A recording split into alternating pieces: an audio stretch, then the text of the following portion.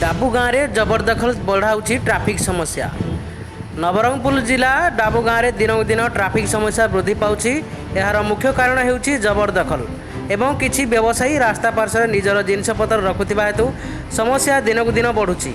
एप्रति स्थानीय प्रशासन विशेष ध्यान देवाई साधारण दाबी होउछि।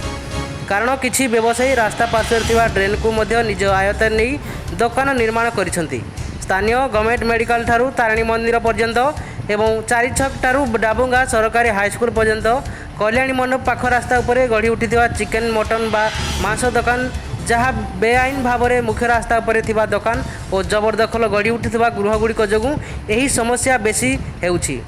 खास करी मेडिकल छक ठारू डाबुगाँ बस स्टाण्ड पर्यंत एवं डाबुगाँ नवा बस स्टाण्ड रु डेली मार्केट दे मेन रास्ता को बस एवं अन्य बस गुड़िक बाहर समय दुकान मालिक माने बाहर रखिथिबा टीण इटा एवं जिनस पत्र जो बहुत असुविधा होउछि।